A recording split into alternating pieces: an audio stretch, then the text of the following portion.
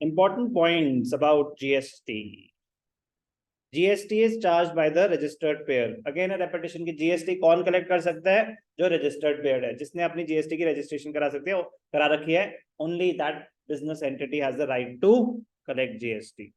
Taxable value. GST is always calculated on the taxable value. Last class में बताया था कि taxable value क्या होती है? Value calculated after deducting all the discounts.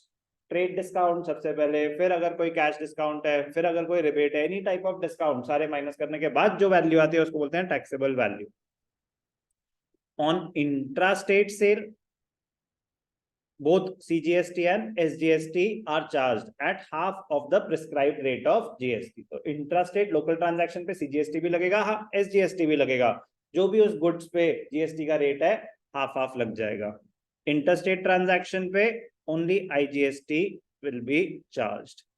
GST charged by the supplier is supplier. So seller of the goods is output GST and is the liability for the seller. Who is liable to pay the tax to the government?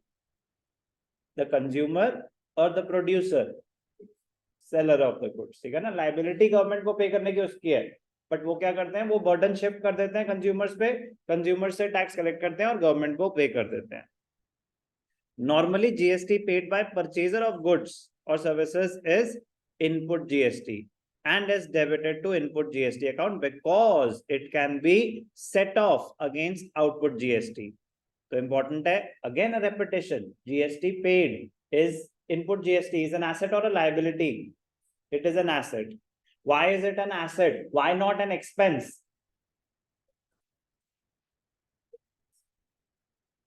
कहानी नहीं, पास कर सकते हैं.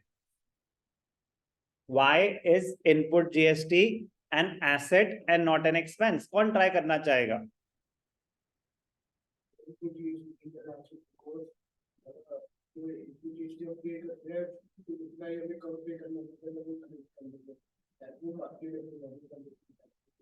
Correct. Input GST is an asset because, मतलब in technical terms, it can be set off. It can be set off against the output GST, thereby reducing the liability, of the purchaser. So it is an asset and not an expense. अगर आप registered GST नहीं आपके पास, जैसे मेरे पास for example registration नहीं है GST की, तो मैंने अगर कोई सामान खरीदा, ध्यान से सुनना, मैंने लैपटॉप खरीदा 50,000 रुपए का, उसके ऊपर एग्जांपल दिया था आपको 10% भी 20% तो होता है 18% है, किसी का 28%, एग्जांपल के लिए उसके ऊपर 10% GST है. तो अब मैं अगर परचेजर हूं, मेरी GST रजिस्ट्रेशन अगर नहीं है, पे तो फिर भी करना पड़ेगा, मैं उसको थोड़ी ना, GST कलेक्ट करने के लिए GST की रजिस्ट्रेशन जरूरी है. अब जैसे आप कंज्यूमर हो, आप जाओ केक खरीदने, तो उसने बोला GST, कह रहे नहीं नहीं मेरी रजिस्ट्रेशन नहीं है तो मेरे को देने की जरूरत नहीं है. देने के लिए रजिस्ट्रेशन की जरूरत नहीं होती, कलेक्ट करने के लिए होती है. तो मैंने अगर 50,000 का लैपटॉप खरीदा, उसके ऊपर अगर 10% GST था, तो मुझे पे कितना करना पड़ेगा? 55,000. Like 50,000 plus GST increases the price of the products. GST increases, discount नहीं है, ये एक्स्ट्रा देने पड़ेंगे. तो 55,000 रुपीज मुझे देने पड़ेंगे. Now the point which I want to discuss is कि जो मैंने 5,000 एक्स्ट्रा दिए, is that an asset for me? My business entity, is that an asset for me? No. GST, input GST का सेगमेंट पूछ रहा हूं मैं कि क्या उतना पोर्शन लैपटॉप? यस, बट मैंने जो 5,000 एक्स्ट्रा दिए, will it be N asset for मी? नहीं है मेरी रजिस्ट्रेशन, गुड, नहीं होगा, तो मेरे लिए वो लैपटॉप ही 55,000 का हो जाएगा. मेरे लिए वो लैपटॉप ही, तो सर हुआ तो एसेट ही ना. अरे because I purchase an asset, तो मतलब मुझे उसका कोई बेनिफिट नहीं मिलेगा टैक्स लायबिलिटी में. तो नॉर्मली वर्ड इसलिए लिखा गया है बस यहाँ पे कि नॉर्मली जो आप GST पे कर रहे हैं, that is an asset for you, for the business entity. सिर्फ तब एसेट होता है जब आप आगे सेट ऑफ करें.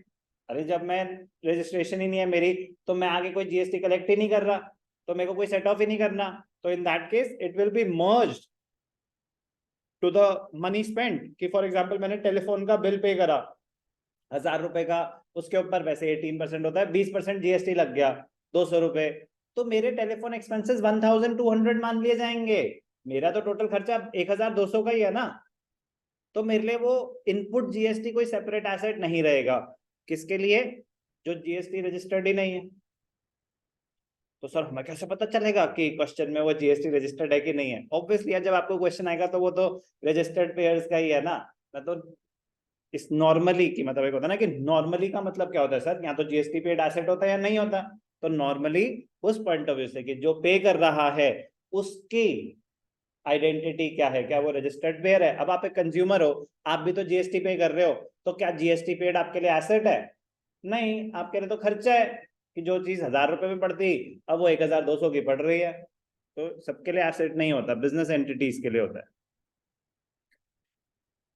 However, in some cases, GST paid is not allowed to be set off against output. In such cases, it is not input GST, but it will be added to the asset or the expense.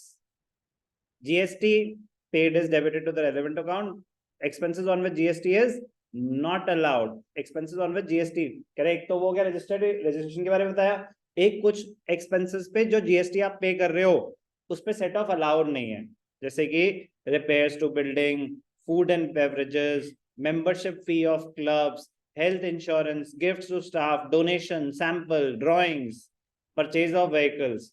Rules हैं ये rules हैं थोड़े से आगे के, जो आपको पता होना चाहिए कि किन पे आप जो जीएसटी पे कर रहे हो, कह रहे हैं इनका जीएसटी सेट ऑफ अलाउड नहीं, इनका सेट ऑफ अलाउड नहीं है। रिपेयर्स टू बिल्डिंग्स करी, खाने पीने की पार्टियां चल रही हैं और उसके ऊपर जीएसटी पे कर रहे हो, तो उसका कह रहे वो कोई इनपुट का पार्ट नहीं है, वो कोई प्रोडक्शन में यूज नहीं हो रही चीजें, वो कोई प्रोडक्शन प्रोसेस का पार्ट नहीं है, कि इनपुट आपके इनपुट्स का पार्ट नहीं माना जा रहा वो, इसीलिए उस पर इनपुट जीएसटी का क्रेडिट नहीं दे रहे।